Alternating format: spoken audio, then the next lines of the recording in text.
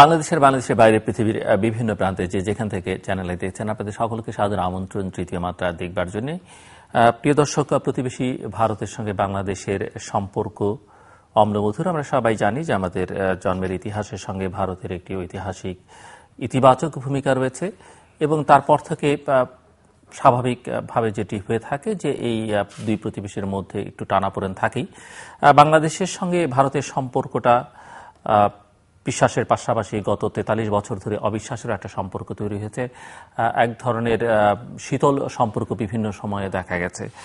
বরফ গলতে শুরু করেছে বেশ কয়েক বছর ধরে, বিশেষ করে বর্তমান সরকার এবং তার যে সরকারের ধারাবাহিকতা এই সরকার ক্ষমতায় আসবার পর থেকে খানিকটা বরফ গলতে শুরু করেছে এবং ধীরে ধীরে সেটি শেষ পর্যন্ত গত ৪১ বছরে যেটি হয়নি সেই স্থল সীমান্ত চুক্তি, যেটি বাংলাদেশ একসময় র্যাটিফাই করেছে সংসদে বহু বছর আগে, ৪ দশক আগে, সেটি ভারত এবার লোকসভায় র্যাটিফাই করল।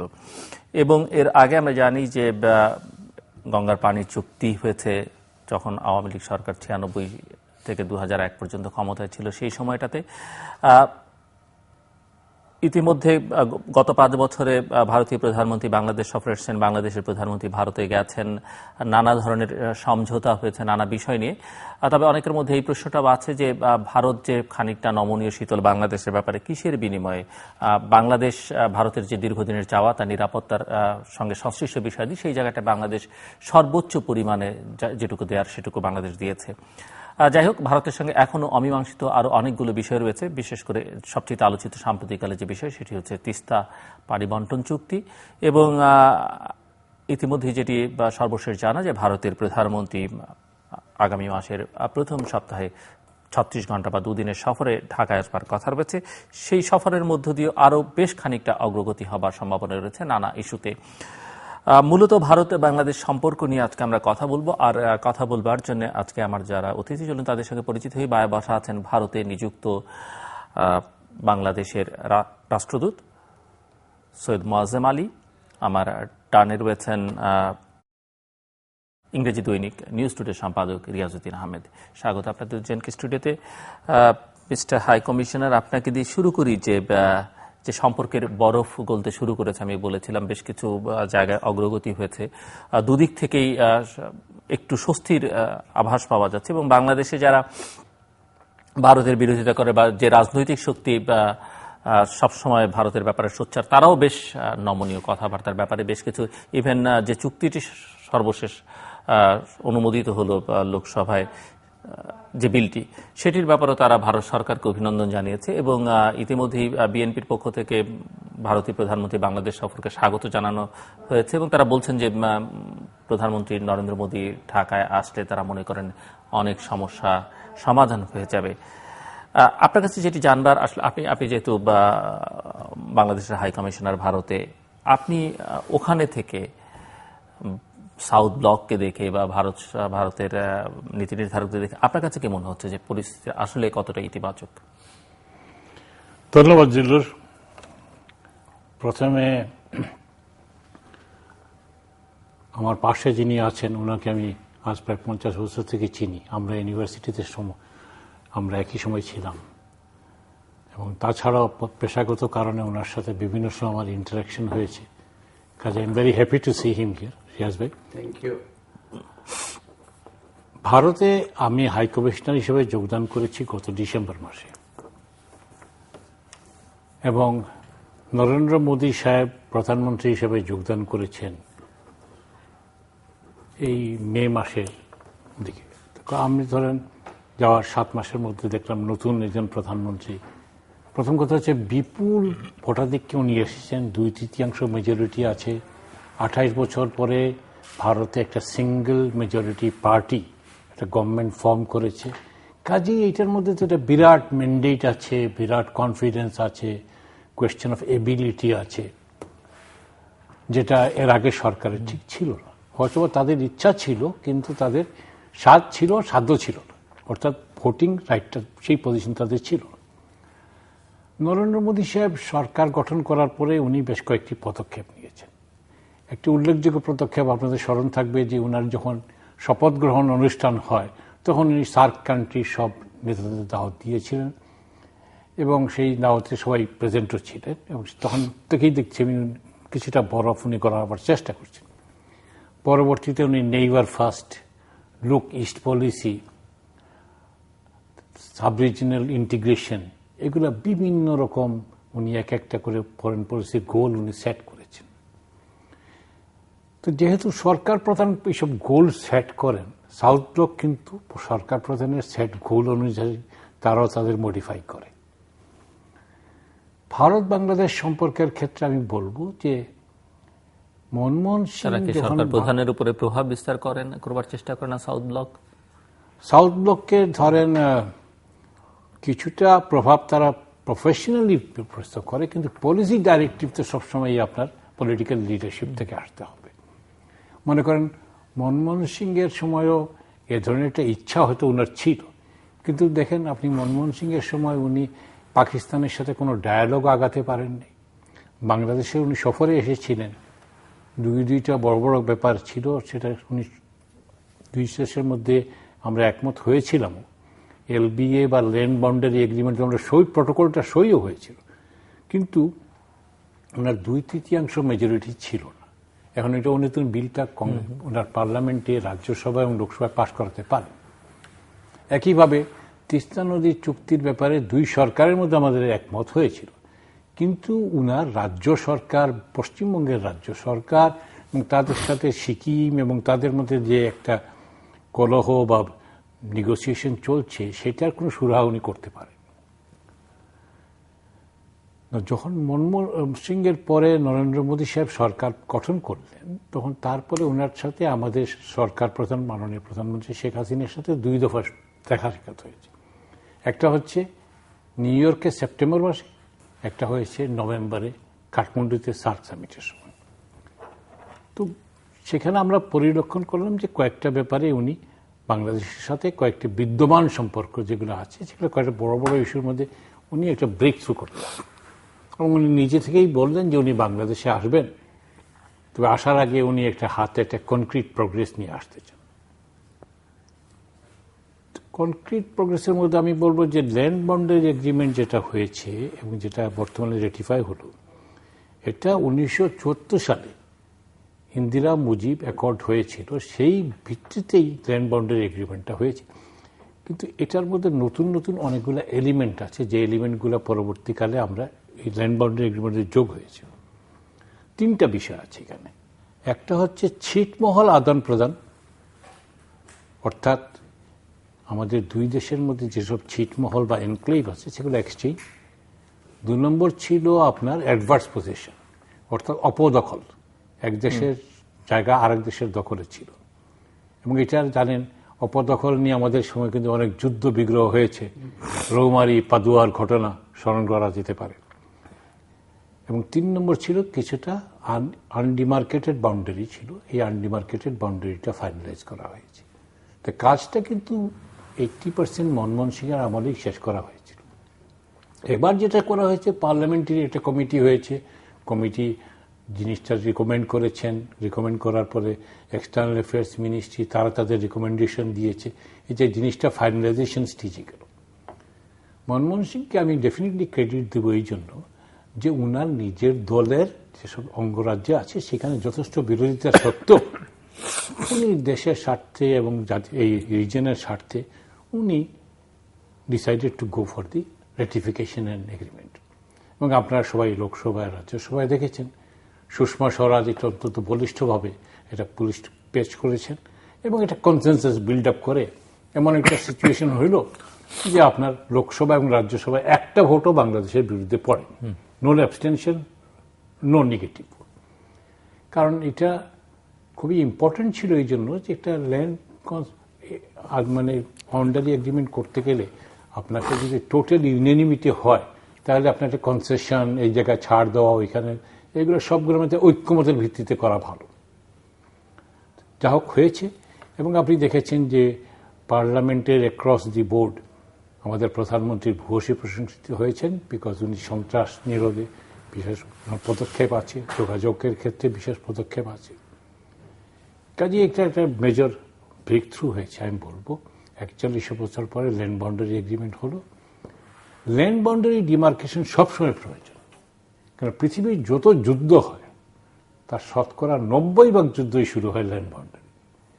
এবং আমি যেটা বলছিলাম, ইভেন আমাদের মধ্যেও যে ছোটখাটো জমি জমা নিয়ে, এই দুইটাই জমি জমা নিয়ে, অর্থাৎ হয় অপদখল আর নইলে আনডিমার্কেটেড বাউন্ডারি। বিশেষ করে ফেনীর ওই অঞ্চলে আমাদের কিছু আনডিমার্কেটেড রেঞ্জ ছিল।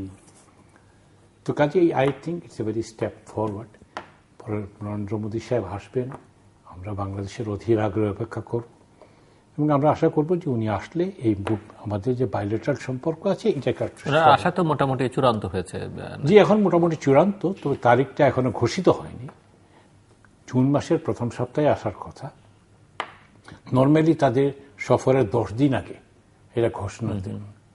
তো ধরেন যদি জুন মাসের প্রথম সপ্তাহে হয়, আমরা আশা করতে পারি এই মাসের শেষের দিকে হয়তো ঘোষণা আসবে। তাদের সিকিউরিটি টিম, অ্যাডভান্স টিমরা এসেছেন, তারা জায়গা দখল করে যেগুলো যাবেন সেই সব জায়গা দেখছেন, দেখে তারা তাদের রিকমেন্ডেশন দিবেন, আমাদের সিকিউরিটির সাথে আলাপ করবেন। এটা স্ট্যান্ডার্ড ফরম্যাট, নাথিং নিউ। তো আমরা অধীর আগ্রহে অপেক্ষা করবো যেন আমরা নতুন নতুন এলাকায় এগ্রিমেন্ট করতে পারি। আর বাবার আপনার কাছে মিস্টার রিয়াজউদ্দিন আহমেদ, আপনি কেমন দেখছেন যে সম্পর্কের যে গতি প্রকৃতি বা গতি প্রবাহ সেটি কতটা সন্তোষজনক? বাংলাদেশ ভারত সম্পর্ক নিয়ে যেটা আপনি প্রথমে বলছিলেন যে এটা একটা আমাদের মানে কিছুটা বিশ্বাস কিছুটা অবিশ্বাস এর মধ্যে চলেছে প্রায় 40 বছর। এবং ভারতকে আমরা সবসময় বলেছি যে বিগ ব্রাদার রোল ইন্ডিয়ার, আমরা সবসময় আতঙ্কে থাকতাম যে আমাদের কোনো ক্ষতি করে ফেলে কিনা। তো সেই জায়গার মধ্যে গত কয়েক বছরে ইন্ডিয়ার যেটা হয়েছে এই সরকারের আমলে, আমাদের সরকারে, এখানে তাদের মনে একটা কনফিডেন্স আসছে যে একটা নিরাপত্তা ইস্যু, যেটা particularly north eastern Indian states এর সাথে, এইটা নিয়ে বাংলাদেশের রোলটা নিয়ে ইন্ডিয়ার মনে অনেক দ্বিধাদ্বন্দ্ব ছিল। তারা পরিষ্কারভাবেই বলেছে যে বাংলাদেশ থেকে তাদেরকে সমর্থন দেওয়া হচ্ছে। এই জিনিসটা বোধ হয় এখন ইন্ডিয়া অনেকটা কনভিন্স যে বাংলাদেশ কে স্যাংচুয়ারি হিসাবে অ্যালাউ করবে না বাংলাদেশ সরকার।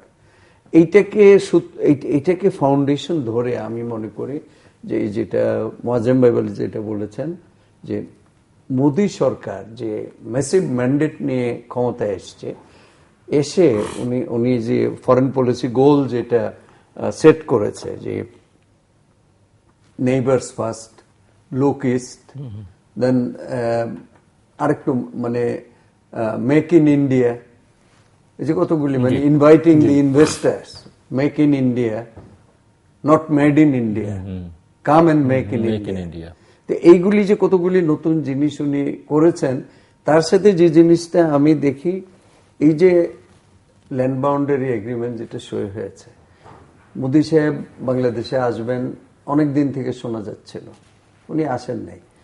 এবং বাংলাদেশ এবং ইন্ডিয়ার মধ্যে যে জিনিসটা সবচেয়ে বেশি দরকার, এটা হলো কনফিডেন্স বিল্ডিং। কনফিডেন্স বিল্ডিং এর মধ্যে আপনি দেখবেন একটা নতুন কয়েনেজ হয়েছে। ইন্ডিয়া কি সবসময় বলতো যে উই আর বিগ, মানে বিগ ব্রাদার, এখন কিন্তু তারা বলছে উই আর এল্ডার ব্রাদার। তো এল্ডার ব্রাদার হলে কিন্তু মোয়াজ্জেম ভাই আমার মনে অনেক দায়িত্ব আছে, বড় ভাইয়ের দায়িত্ব, বড় ভাইয়ের দায়িত্ব নিতে হবে। বাট বিগ ব্রাদার হলে তো আর দাদাগিরি হয়ে যাবে, সব দাদাগিরি বলেছেন যে আমরা দাদাগিরি করব না। এটা কিন্তু একটা চেঞ্জ, ডেফিনেটলি চেঞ্জ। সেকেন্ডলি হলো যে মোদী সাহেব বাংলাদেশে আসলে তো যে কোনো সময় আসতেই পারতেন, কিন্তু তিনি আসলেন একটা কনফিডেন্স বিল্ডিং মেজার নিয়ে আসলেন। যে এই যে ল্যান্ড বাউন্ডারি এগ্রিমেন্টটা যেটা হলো, এটা শুধু রেটিফাইড হলো না আফটার 43 ইয়ার্স। বঙ্গবন্ধু যখন সই করলেন, ইন্দিরা গান্ধী, আমরা তো দেখেছি তখন কাছের থেকেই, তখন তো খুব মানে, এবং যেটা এই যে বলা হচ্ছে যে এটাকে গোলামির চুক্তি বলতো, এটাকে কিন্তু গোলামির চুক্তি, এটাকে মিসকনস্ট্রুয়েট করা হয়। এটাকে কিন্তু ওয়েলকামই করেছে যে এই ডিসপিউট গুলি থাকা উচিত না। যেটা মোয়াজ্জেম ভাই বললেন যে আসলে বাংলাদেশে যে লিটিগেশন হয় তার 80% হলো এই ল্যান্ড ডিমার্কেশনের রিলেটেড। তো এটা তো বিটুইন দি স্টেটসও হতে পারে, জি বিটুইন দি নেইবার্স হলে বিটুইন দি স্টেটসও হতে পারে। তো এই জিনিসটা উনি করে আসলেন, এই জন্য যে একটা কনফিডেন্স বিল্ডিং মেজার হলো। আর 2 নম্বর হলো যেটা পার্লামেন্টে আমি কিছুটা প্রসিডিং দেখেছিলাম, পার্লামেন্টে যেভাবে বক্তৃতা হয়েছে, বাংলাদেশকে যেভাবে তারা প্রশংসা করেছে, এবং ইচ অ্যান্ড এভরি ওয়ান, ওই যে দেয়ার ওয়াজ নট এ সিঙ্গেল মানে ভোট এগেনস্ট মানে বাংলাদেশ। তো এইটা কিন্তু আমি মনে করি যে মোদী সাহেব আসার আগে এটা সিবিএম কনফিডেন্স বিল্ডিং মেজার হিসাবে আমি মনে করি যে এটা উনি করেছেন। এবং বাকি যেগুলি আছে এগুলি এরকমও হতে পারে, এখন বাংলাদেশে একটা বিশ্বাস যে হয়তো মোদী সাহেব তিস্তা করতে পারেন, মোদী সাহেব হয়তো সুষমা স্বরাজ তো বলেছেন যে আমরা যে ঐকমত্যের ভিত্তিতে এই স্থল সীমান্ত চুক্তি রাটিফাই করলাম, আমরা আশা করি যে ঐকমত্যের ভিত্তিতে তিস্তার সমস্যা সমাধানও মানে ভারতের ভেতরে ঐকমত্যের ভিত্তিতে। এবং এটি দেখেছেন এটার একটা পদক্ষেপও হয়েছে যে মোদী সাহেব ইতিমধ্যে পশ্চিমবঙ্গে এসে মমতা ব্যানার্জির সাথে কথা বলেছে, এবং তিনি আবার সফর সঙ্গীও করেছেন, যেটা মনমোহন সিং এর সময় যে মমতা আসবেন বলে আসেননি, মমতাকে তখন কিন্তু মনমোহন সিং কিন্তু তখন পশ্চিমবঙ্গে ওনার সাথে আলাপও করেননি, ন্যাশনাল সিকিউরিটি অ্যাডভাইজারকে পাঠিয়েছিলেন। জি জি, তা কাজে এটা পলিটিক্যাল একটা কনসালটেটিভ প্রসেস আছে। Right right. এটা কিন্তু মোদী সরকার খুব এফিসিয়েন্টলি করছে, এবং আমার মনে হচ্ছে যে এর মধ্যে একটা সিনসিয়ারিটি আছে যে to develop good relationship with the neighbours. এবং উনি ওই যে যেটা আপনি যেটা বললেন যে সার্কের সবাইকে ইনভাইট করলো ইনঅগ্রেশনে, তারপরে ক্রিকেট খেলার আগে ফোন করলেন না, সবাই ফোন করলেন, তারপরে আপনার এই যে নেপালের ভূমিকম্পের পরে যে ইন্ডিয়া কিন্তু যেভাবে দাঁড়িয়েছে ওদের পাশে, উনি ভুটান গেলেন, এই যে নেইবারদের সাথে শ্রীলঙ্কা বোধহয় যান নাই, শ্রীলঙ্কাও গেছিলেন। তো এই যে এই এবং ক্রিকেটের সংকটও কাটতে শুরু হয়েছে। বিশ্বকাপের পরে মনে হচ্ছিল ভারত আসবে না, ভারতীয় দল বাংলাদেশে খেলতে আসছে, একই সময় খেলতে আসছে, এবং বাংলাদেশের সম্ভবত ভারত যাবার একটা প্রথমবারের মতো মোটামুটি একটা সময় লাগবে। বাংলাদেশ ক্রিকেট বোর্ডের সভাপতি জানিয়েছেন যে আমি যেটা বলতে চাই যে বাংলাদেশ ভারতের মধ্যে যে সবচেয়ে biggest barrier was non-tariff barrier, that was the suspicion. Yes, biggest. মানে পরস্পরের প্রতি সন্দেহ যে ভারত কি আমাদেরকে গিলে ফেলবে, আবার ভারত মনে করছে যে বাংলাদেশ কি মানে আমাদের ভিতরে ঢুকে আমাদের নিরাপত্তা বিঘ্নিত করবে। এই যে পরস্পরের প্রতি অবিশ্বাস ছিল, মিস্ট্রাস্ট। এবং এটা বলেছিল একজন যে SAARC was born in suspicion.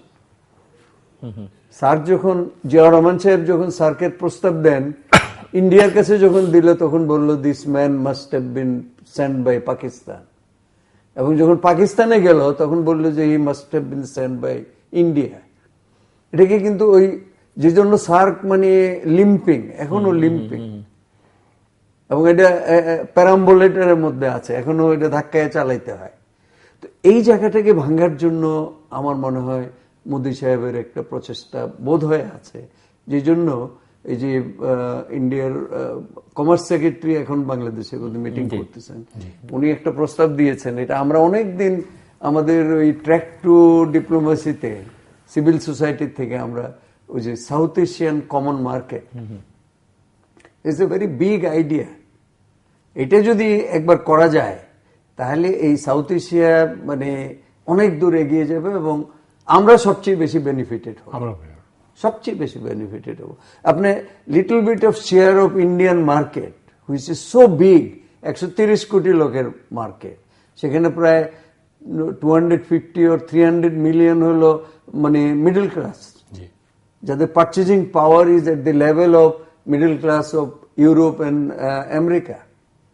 এই যে বিশাল মার্কেট, এখানে যদি 1% বাংলাদেশ ঢুকতে পারে এখানে, তো বাংলাদেশ তো মানে, এবং বাংলাদেশের পজিশনটা economically stronger among the 11 east Indian states, eastern Indian states, which starts from Bihar, Orissa, West Bengal, Jharkhand and 7 sisters. এই 11 স্টেটস এর গ্রোথের থেকে কিন্তু বাংলাদেশ এগিয়ে আছে, এবং এখানে কিন্তু ইন্ডিয়ার একটা ইন্টারেস্টও আছে।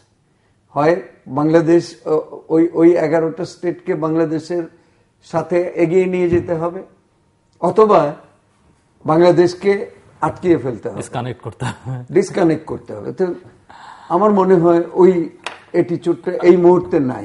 এই সাসপিশনটা কিন্তু ছিল এক সময় যে আমাদেরকে এগোতে দিবে না।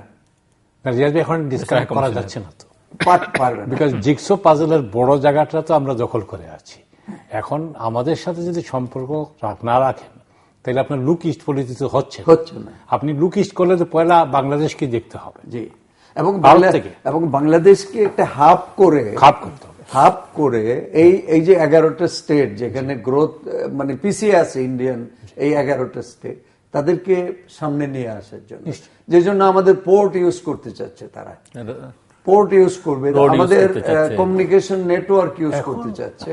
এবং এখানে যদি এগুলি করে, বাংলাদেশ যদি ধরেন আপনার চিটাগাং পোর্ট আপনি যদি তারা ইউজ করে, ট্রাকিংটা যদি বাংলাদেশ পায়, it's a big business, huge business. আপনি যদি ধরেন আপনার কানেক্টিভিটি, রিজিওনাল কানেক্টিভিটি হয়, সেখানে যদি বাংলাদেশ ট্রাকিংটা পায়, ইটস এ বিগ বিজনেস। তো এইগুলি কিন্তু এখন ওপেনিং আপ হবে। তো আরো অনেক কিছু করতে হবে, মানে ন্যাশনাল, আমাদের দিক থেকে ন্যাশনাল কনসেনসাস তৈরি করতে। ইন্ডিয়ার কিন্তু একটা সুবিধা আছে, তাদের foreign policy is the bipartisan foreign policy.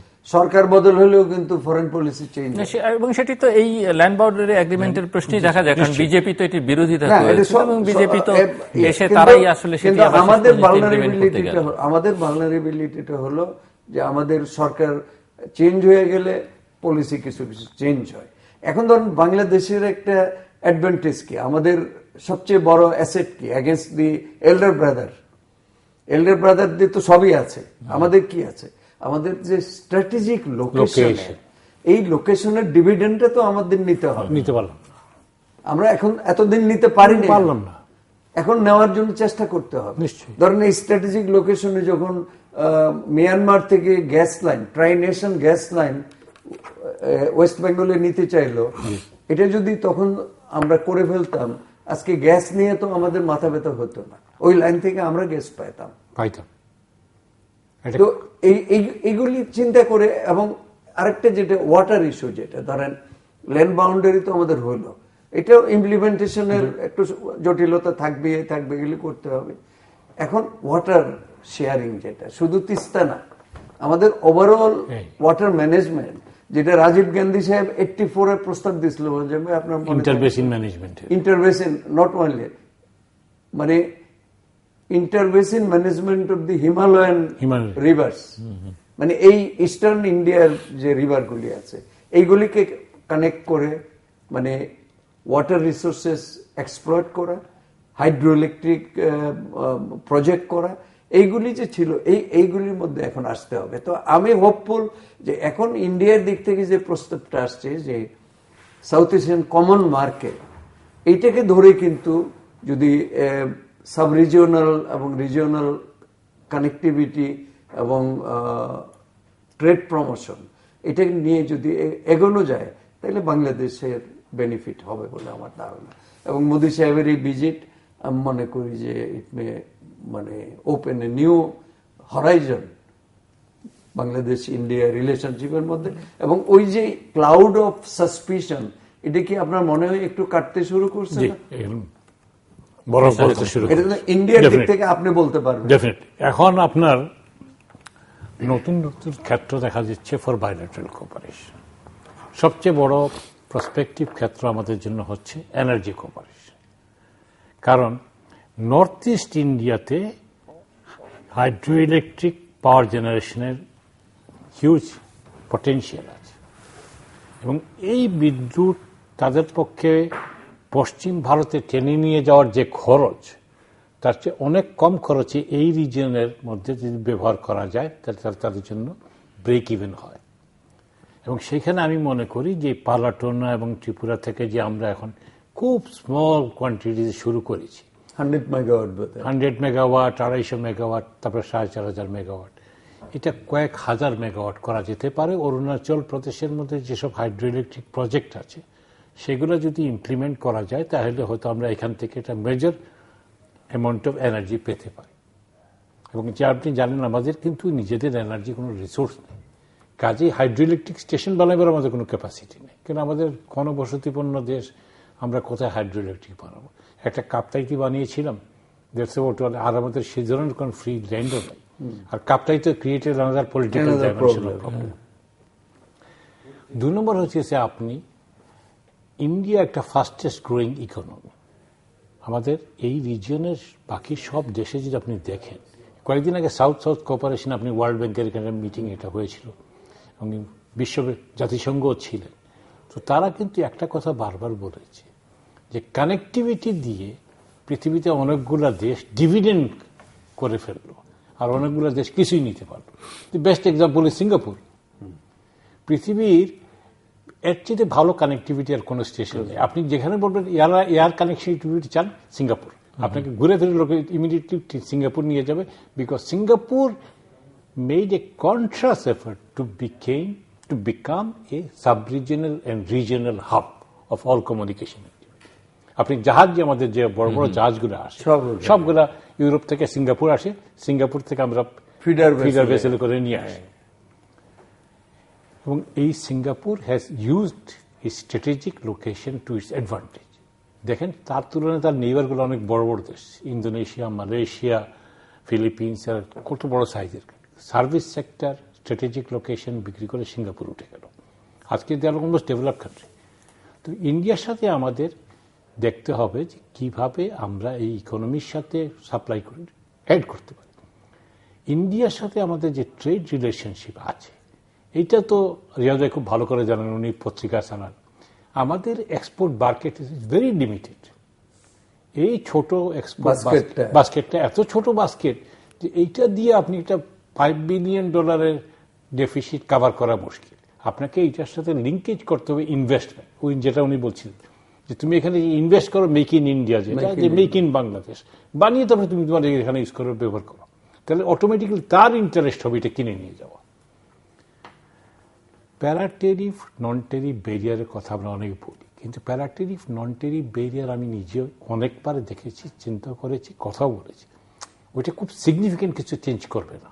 আপনি মনে করেন 4.5 বিলিয়নের কাছে আপনার যদি $500 বিলিয়ন থাকে, হয়তো আর 100 মিলিয়ন মতো বাড়তে পারে, এর বেশি বাড়বে না।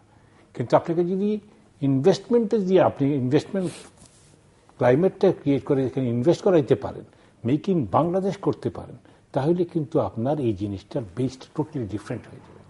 তখন আপনার এই সাউথ এশিয়ার common market concept will become more attractive to them. এখন মেক্সিকো আর আমেরিকা, মেক্সিকো আর কানাডার মধ্যে সম্পর্কের ক্ষেত্রে তারাও একই সিস্টেমে তারাও আগিয়েছে। 3 নম্বর যেটা আমাদের আরেকটা এলাকা আছে, সেটা হচ্ছে question of our relationship with the neighbouring countries like Nepal, Bhutan and the north east India. North east India তো আমি অনেকবার গেছি, আমি দিল্লিতে টেক ওভার করার পরে 3 বার গেছি। নর্থ ইস্ট ইন্ডিয়ার কথা হচ্ছে, north east India is very eager to establish the connectivity with Bangladesh. মনে করেন গৌহাটি থেকে সে ঢাকা একটা ফ্লাইট আনার চেষ্টা করতেছে গত 4 বছর থেকে, পারতেছে না। এখন সে গৌহাটি থেকে সে কলকাতা আসবে, কলকাতা থেকে সে ঢাকা আসবে, এটা তো তার 2 দিন চলে যাবে। অথচ গৌহাটি থেকে এখানে আসতে 45 মিনিট লাগবে। আর সিলেট ওয়াজ দি হাব অফ ওয়াল অ্যাক্টিভিটি। বাধাটা কোথায়? বাধাটা হচ্ছে যে এটা একটা নতুন মার্কেট, কোনো এয়ারলাইন সেখানেই যায় যেখানে একটা এস্টাবলিশ মার্কেট হয়ে যায়।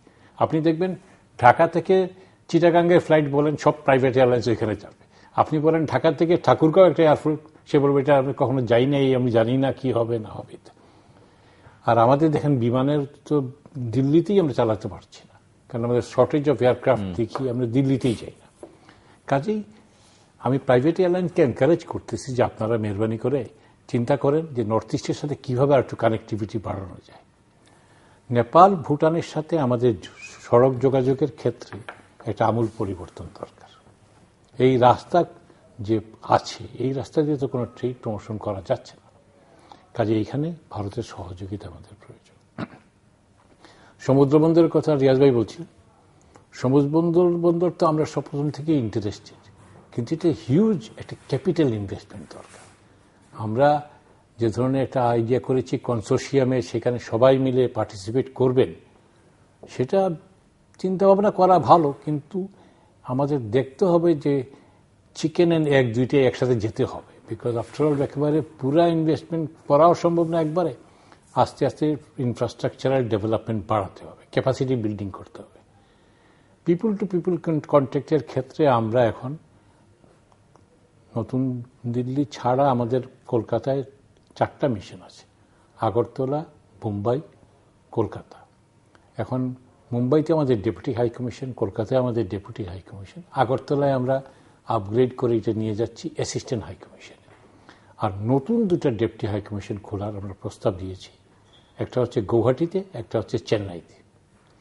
এই 2টার ব্যাপারে আমরা আশা করছি প্রাইম মিনিস্টার মোদি যখন আসবেন তখন একটা সিদ্ধান্ত হবে।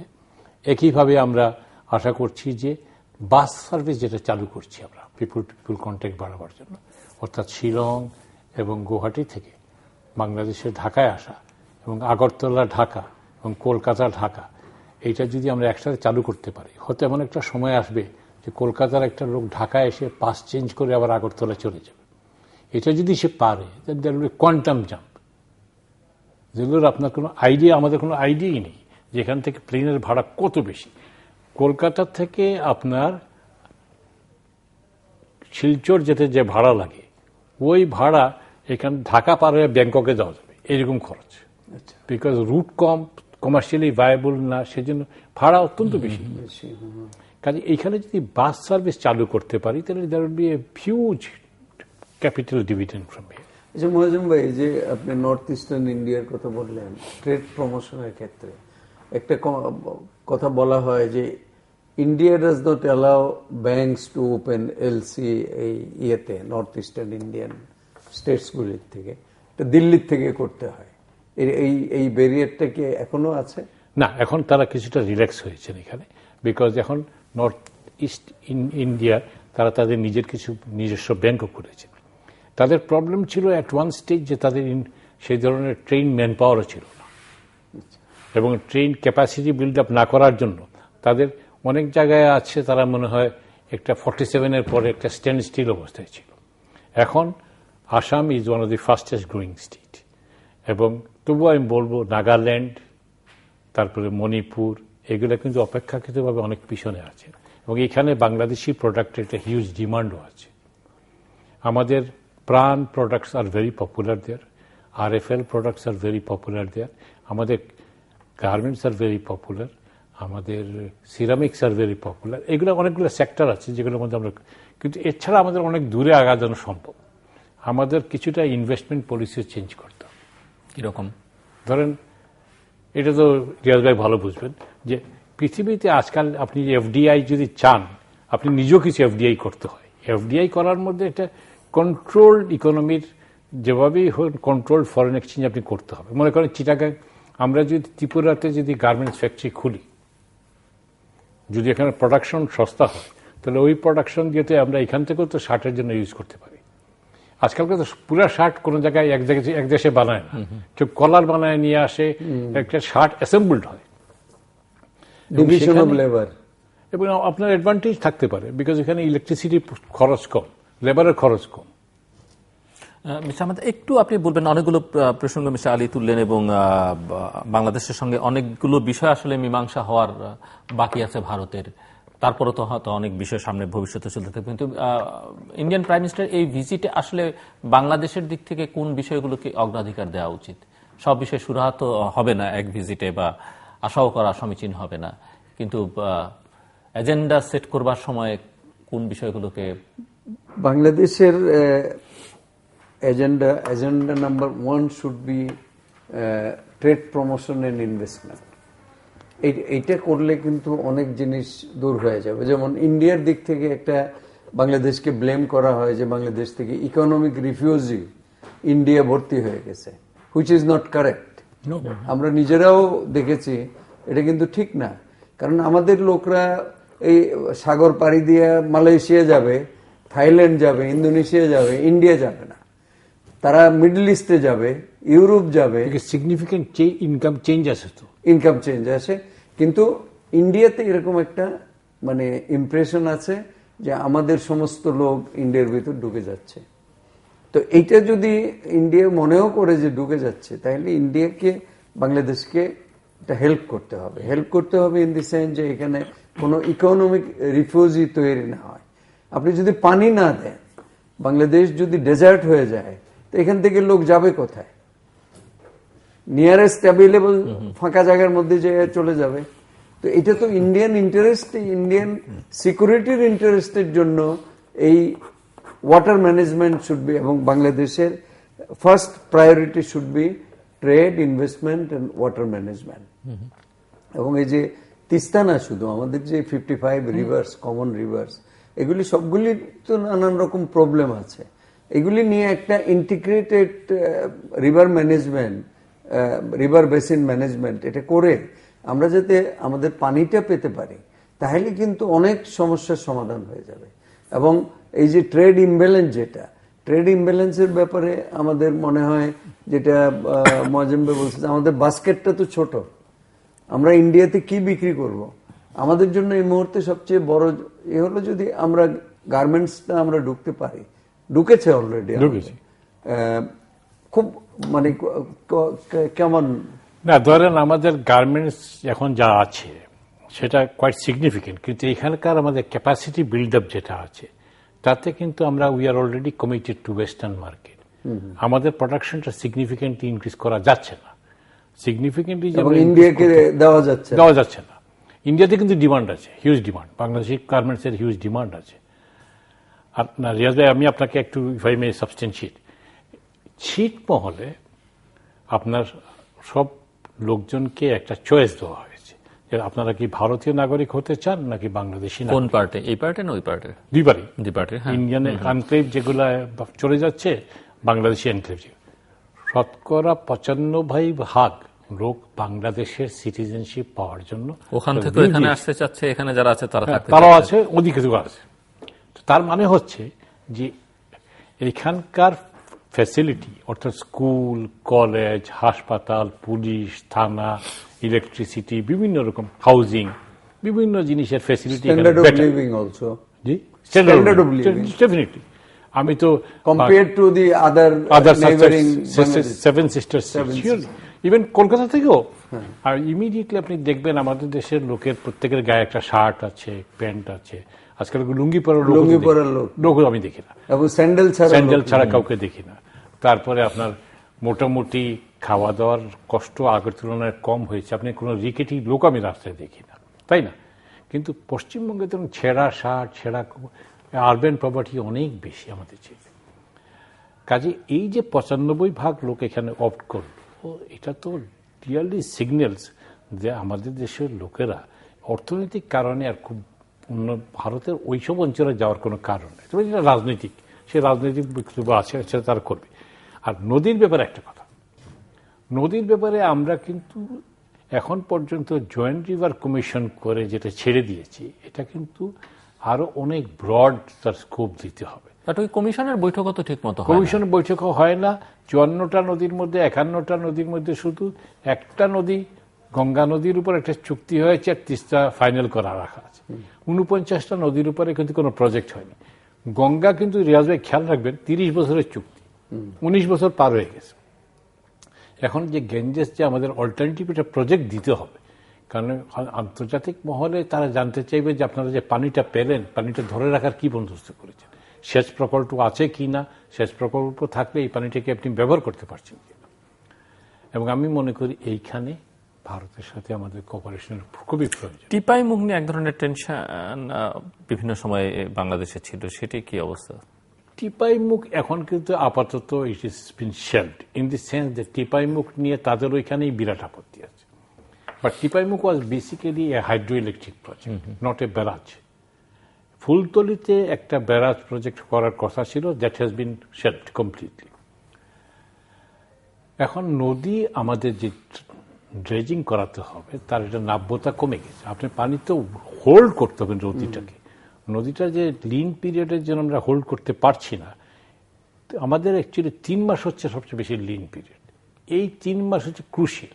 এই 3 মাসের হোল্ডিং করার জন্য আমাদের ড্রেজিং এবং রিভার ম্যানেজমেন্টটা অত্যন্ত গুরুত্ব। সো মিস্টার রিয়াজউদ্দিন আহমেদ যেভাবে বলছিলেন যে বিষয়গুলোকে এই ভিজিটের সময় গুরুত্ব দেওয়া উচিত বাংলাদেশের দিক থেকে, আপনারা বাংলাদেশের পক্ষ থেকে কি চিন্তা করছেন, কিভাবে কাজ করছেন, এবং ভারতীয় পক্ষ আপনাদের কাউন্টার পার্ট তাদের দিক থেকে কি মনে হচ্ছে যে তারা কি চাইবে এই সফর থেকে, কি আউটপুট বের ধরেন আমাদের প্রথম বক্তব্য হচ্ছে যে সাব রিজিয়নাল কোঅপারেশন করতে গেলে একটা ইকোনমিক ইন্টিগ্রেশন দরকার। ইকোনমিক ইন্টিগ্রেশন করার মানেই হচ্ছে যে trade, investment, connectivity and other questions are directly involved here. আপনি নেপাল, ভুটান থেকে যদি আপনি বিদ্যুৎ আনতে চান, তাহলে আপনাকে একটা ইনফ্রাস্ট্রাকচারাল ক্যাপাসিটি বিল্ড আপ করতে হবে। এখানে ভারত কিছুটা নমনীয় ভাব দেখিয়েছে, তারা এই ব্যাপারে কোনো অনাপত্তি জানিয়েছে, এবং আমরা নেপাল, ভুটান থেকে বিদ্যুৎ পাওয়ার ব্যাপারে আশাবাদী। 2 নম্বর হচ্ছে যে কোয়েশ্চেন ইজ ওয়াটার ম্যানেজমেন্টের প্রশ্ন। এইখানে তাদের সাথে ভারতেরও এখন কিছুটা নমনীয় হয়েছেন, বিকজ ওনারা ব্রহ্মপুত্র বেসিন কিন্তু চীনে অনেক উপর আপার স্ট্রিমে অনেকগুলো সেচ প্রকল্প করেছেন। কাজে এখানে একটা জয়েন্ট অ্যাপ্রোচের প্রয়োজন বাকি সব কান্ট্রির খাতিরে। আগে গ্যাঞ্জেস বেসিনে ঠিক অতটুকু প্রয়োজনীয়তা ছিল না, ওখানে ইন্ডিয়া কিন্তু লোয়ার রিপেরিয়ান ব্রহ্মপুত্র বেসিনে। কাজে এখানে আমাদের কিছুটা মিউচুয়ালিটি ইন্টারেস্ট ডেভেলপ করেছে, because water doesn't stay in the same place. কিছুটা এখন শিফটিং অফ দি ওয়াটার হয়েছে। আর 3 নম্বর যেটা আছে যে জ্বালানি ক্ষেত্রে একটা বিরাট পরিবর্তন হয়েছে। Now there is a new attitude of জ্বালানি।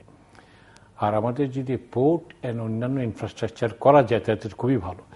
সবচেয়ে বড় ইম্পর্টেন্ট জিনিস হচ্ছে যে ইমিডিয়েট কানেক্টিভিটির ব্যাপারে এখন রেলওয়ের মধ্যে আমাদের প্রথম যে অ্যাটিটিউড, সেটা হচ্ছে 65 সালের আগ পর্যন্ত আপনার মন স্মরণ আছে যে আমরা ঢাকা থেকে পেশাওয়ার পর্যন্ত যেতে পারি একই ট্রেন, মুলতান পর্যন্ত একেবারে। এবং আমরা এখান থেকে আজমির পর্যন্ত লোকেরা ওই আজমিরের বগি একই ট্রেনে লেগে আজমির শরীফ পর্যন্ত যেত। কাজে এই restoration of the railway connectivity is first option, because এটা easiest, cheapest and most practical. এবং এটা করার জন্য 7টা জায়গা থেকে ইন্ডিয়ার সাথে আমাদের কানেক্টিভিটি ছিল, 3টা রেস্টোর করা হয়েছে, বাকি 4টা করার প্রচেষ্টা চলছে। এগুলাই ওদের গুরুত্ব পাবে। একটি সাধারণভাবে আলোচনা যে কালচারাল যে এক্সচেঞ্জ, সেই জায়গায় বাংলাদেশ অনেকখানি পিছিয়ে আছে, এবং বিশেষ করে যদি আমরা শুধু টেলিভিশন চ্যানেলের দিকে তাকাই, এটি নিয়ে অসন্তোষ বাংলাদেশের দিক থেকে অনেকদিন ধরে আছে। এটা অ্যাকচুয়ালি আমি নিজেও এটা নিয়ে আমরা দিল্লিতে কনফারেন্সও করেছি, সিপিডি একটা কনফারেন্স করেছিল। ওইখানে যে জিনিসটা দেখা গেল, একটা হলো যে আমাদের পারসেপশন হলো যে ইন্ডিয়া, সারা ইন্ডিয়াতে আমাদের চ্যানেল, সব ইন্ডিয়ান চ্যানেল আমরা দেখি, আমাদের চ্যানেল দেখে না কেন? This is a language problem. আমাদের তো বাংলা ছাড়া কোনো প্রোগ্রাম নাই। বাংলা এখন বোম্বের লোক, চেন্নাইয়ের লোক, নর্থ ইন্ডিয়ার লোক, তারা তো আমাদের চ্যানেলে ইন্টারেস্টেড হবে না, বুঝে না। এখন ওয়েস্ট বেঙ্গল, যেটা ওয়েস্ট বেঙ্গলে তো আমাদের চ্যানেলগুলি দেখানো উচিত ছিল। এই জায়গাটার মধ্যে কেন দেখাচ্ছে না, এটা নিয়ে এটি সবসময় এই ভিজিটের সময় বাংলাদেশের প্রধানমন্ত্রী জান আর ভারতের কেউ আসুন, এই আলোচনাটা হয়। এবং এটি কিন্তু ইন্ডিয়াও নেগেটিভ কিছু বলে না, বলে যে এটা তো কেবল অপারেটরদের হাতে এটা আছে। কিন্তু এটা সবাই জানে যে গভর্নমেন্ট চাইলে পরে এটা হইতে পারে। প্রিয়রঞ্জন দাস মুন্সি যখন ইনফরমেশন মিনিস্টার ছিল, দিল্লিতে বসে কিন্তু বাংলাদেশের টিভি দেখতো, উনি নিজে দেখতেন, বলে যে আমি নিজেই দেখি, আমার বাসায় যে আপনারা দেখতে পারেন। তো এখন এটা ডিপেন্ড করে ইন্টারেস্টের উপর। একটা লোক যদি এখন ওয়েস্ট বেঙ্গলে আমাদের চ্যানেল কেন দেখাচ্ছে না, আমাদের চ্যানেল দেখবে কিনা এট অল, কারণ আমরা কম্পিট করতে পারবো কিনা ইন্ডিয়ার চ্যানেলের সাথে, এগুলিও প্রশ্ন করতে চাই। কিন্তু জি, আমি আপনার সাথে সম্পূর্ণ একমত। আমি এখানে দিল্লিতে, যেটা আপনি নিশ্চয়ই অনেকবার দেখেছেন, ভাষাগত কারণে আমাদের টেলিভিশন, আমাদের বই এবং আমাদের ম্যাগাজিন, যেগুলো প্রাইমারিলি বাংলায়, এগুলার কোনো মার্কেট পশ্চিম ওয়েস্টার্ন ইন্ডিয়াতে নাই ভার্চুয়ালি। তাদের ইন্টারন্যাশনাল মার্কেট কলকাতায় আছে, আসামে আছে, 7 সিস্টার্সে আছে। এইখানে কেবল অপারেটর যারা আছেন তাদের সাথে কথা হয়েছে, সেটা হচ্ছে যে তারা যে কোনো চ্যানেল তারা দেখাইতে রাজি আছেন, provided you pay them the fees. এখন আমাদের চ্যানেলের সাথে কথা হলো যে ওনারা এটা চাচ্ছেন যে আমরা ফ্রি দেখাচ্ছি, ফ্রি বেসিসে ওনারা দেখাবেন। ওনারা বলছেন আপনারা ফ্রি দেখাতে পারেন, দ্যাট ইজ ইয়োর চয়েস, কিন্তু ফ্রি দেখানোর ব্যাপারে আমাদের কোনো পলিসি নাই, আমরা কাউকে ফ্রি দেখাবো না। তখন আমরা সরকারের সাথেও টেক আপ করেছি। এখন আমার যে প্রেস মিনিস্টার সাহেব আছেন, তিনি আপনাদের দীর্ঘদিনের সাংবাদিক, অনেক জায়গায়, উনি আমাকে বলেছেন যে স্যার আপনি এবার ঢাকায় গিয়ে অ্যানাউন্সমেন্ট দিয়ে আসতে পারেন যে আজ পর্যন্ত কোনো একটা চ্যানেল সরকারিভাবে একটা দরখাস্ত আমাদের কাছে কোনোদিন দেয়নি। সরকারিভাবে একটা দরখাস্ত দেন, আমরা এটা পার্সু করে দেখি। যেহেতু আমি আপনাদের সবচেয়ে media friendly high commissioner to India, কাজে আমার সময় আমি চেষ্টা করে দেখবো ডেফিনেটলি এটা পারি কিনা। আপনারা মেহরবানি করে কেবল চ্যানেলের মারফত বাংলাদেশি প্রোগ্রাম ইন্ডিয়া দেখার জন্য একটা দরখাস্ত দেন। দরখাস্ত ফর্ম সবকিছু আমরা আপনাদের কাছে পাঠিয়ে রাজি আছি। এইটা ফিটার ব্যাপারে আমাদের ইনারা চাচ্ছেন দুইটা জিনিস। ওনারা চাচ্ছেন যে আমাদের রেস্ট্রিকশন আছে, এখানে রেস্ট্রিকশনটা হচ্ছে যে কেবল অপারেটররা যে ফিটা চায় এটা হার্ড ফরেন এক্সচেঞ্জে দেওয়ার কোনো আমাদের গভর্নমেন্টের কোনো পারমিশন নাই। এবং আপনি জানেন দাদাগিরি আর অন্যান্য অনুষ্ঠান যেটা প্রাণ দেখান, প্রাণ কিন্তু মানিটা রিমিট করেন তাদের প্রাণ অফিস ইউএই থেকে। এখন বাংলাদেশ থেকে এটি একটি প্রবলেম, আর ফিটাও অনেক হাই, ফিটাও হাই।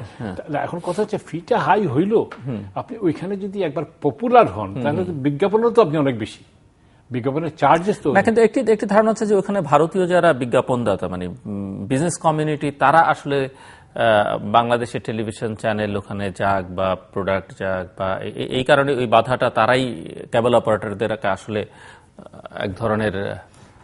দেখেন আমি আপনাকে এটা বলবো যে ওইখানে পশ্চিমবঙ্গে যদি আমাদের প্রোগ্রাম পপুলার হয় তাহলে আপনি অটোমেটিক্যালি বিজ্ঞাপন যাবেই ওইখানে।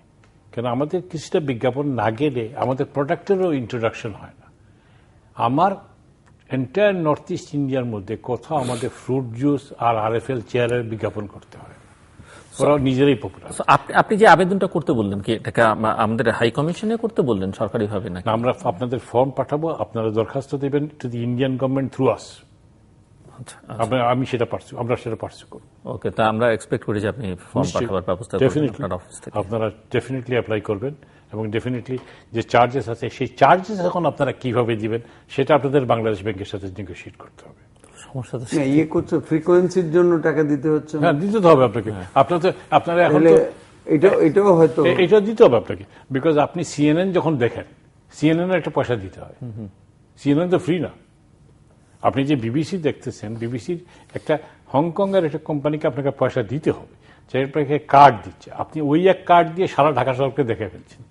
That is also a violation. But secondly এখন কিন্তু বাংলাদেশের টাটা বক্সের মাধ্যমে, যেটা আমার হাই কমিশনে আমাদের সবার আছে, সেটা আমরা বাংলাদেশি প্রোগ্রাম দেখতে পারি। অর্থাৎ আপনার channel I can see it from daily, I can also see it from Calcutta. কারণ ওই টাটার বক্স কিনলে টাটার বক্সের মধ্যে আপনার এটা আমি পয়সা দিলেই বলবো, এটা কোনো রেস্ট্রিকশন নেই।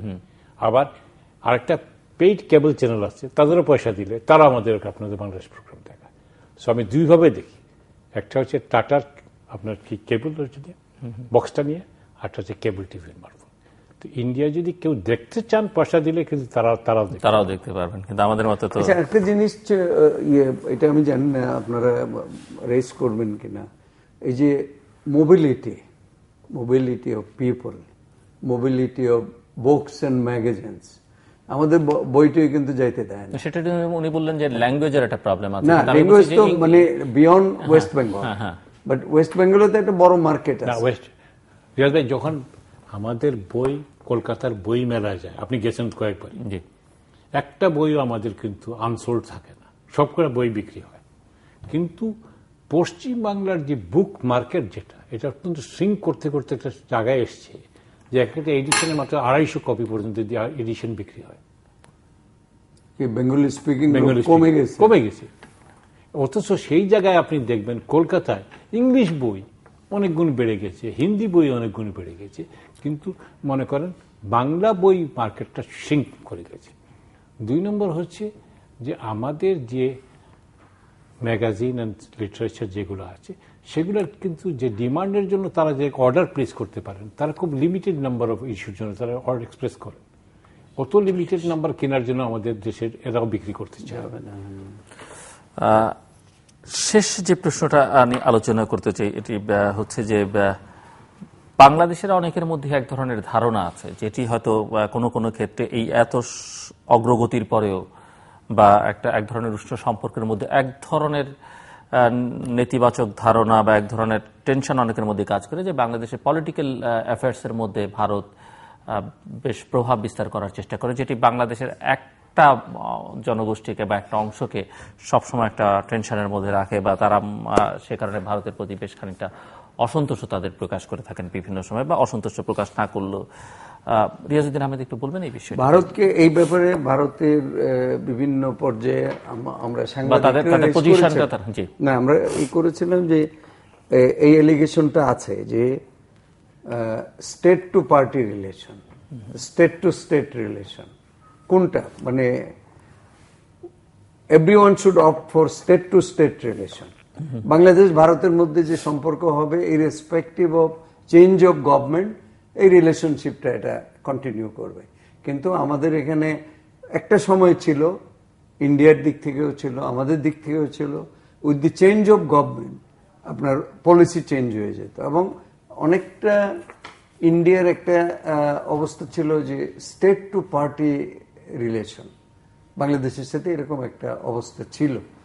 এইটার থেকে ইন্ডিয়ার দিক থেকেই তারা ঘোষণা করেছে যে আমাদের relationship with Bangladesh and other neighbours it's a state to state relation, not state to party level relation. তো এই জিনিসটা যদি মেনটেন করে ইন্ডিয়ান দিক থেকে, এখন বাংলাদেশের রাজনীতিতে তো অনেকেই প্রভাব বিস্তার করতে চায়, সব দুনিয়ার সব দেশই, আমেরিকা করতে চায়, ইউরোপিয়ান ইউনিয়ন করতে চায়, সৌদি আরব করতে চায়, এরা করে, ইন্ডিয়াও করতে চায়, পাকিস্তানও করতে চায়। এটা কিন্তু ফ্যাক্ট। এটা আমরা এটাকে কতদূর রেসিস্ট করতে পারবো এটার উপর ডিপেন্ড করে। আপনি যদি ইনভাইট করেন কাউকে যে আমাকে হেল্প করেন, তখন উনি ওনার প্রভাব বিস্তার করবেন না এখানে। আপনি যদি ভারতকে বলেন যে আপনি আমাকে মানে ক্ষমতায় থাকার জন্য সমর্থন করেন বা ক্ষমতায় যাওয়ার জন্য সমর্থন করেন, তো ভারত তার প্রভাবটা বিস্তার করবে না এখানে। ভারত কেন, এনি কান্ট্রি, ওই জায়গাটার থেকে বাংলাদেশকে সরে আসতে হবে। বাংলাদেশ কেন ইনভাইট করবে ফরেনার্স, বাংলাদেশ কেন ফরেন ইনফ্লুয়েন্সকে ইনভাইট করবে? এই অ্যাটিটিউডটা চেঞ্জ করতে হবে। এবং আমাদের ইন্ডিয়া এখানে করতে পারে, একটা ধরেন নেইবারিং কান্ট্রি যারা আছে তারা অনেক সময় এই সাবকন্টিনেন্টে একটা সময় ছিল এন্টি ইন্ডিয়া কার্ড ইলেকশনে বাংলাদেশে প্লে করা হতো, পাকিস্তানে প্লে করা হতো।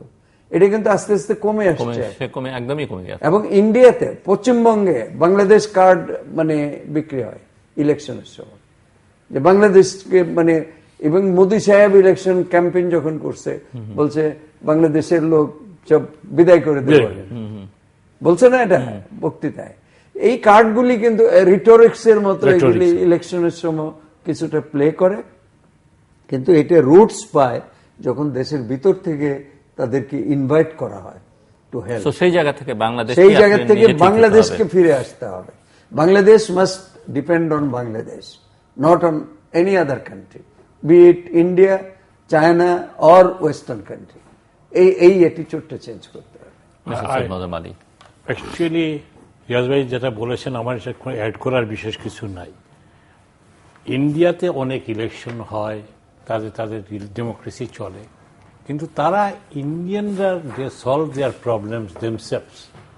আমরা কিন্তু বাইর থেকে লোকরে এনে আমাদের এখানে নাক গলাবার সুযোগ করে দিই। আমরা যদি সুযোগ না দিই তাহলে তো কেউ এটা নিয়ে নাক গলাতে পারবে না। এবং people of Bangladesh decide actually যে কে গভর্নমেন্ট ফর্ম করবে, তাই না? এটা তো কেউ আমাদের জন্য করতে পারে। কাজেই আমাদের আরো ভবিষ্যতে অনেক বেশি আত্মবিশ্বাস নিয়ে এবং একটা কনসেনসাস বিল্ড আপের জন্য একটা জাতীয় ঐক্যমত সৃষ্টি করতে হবে।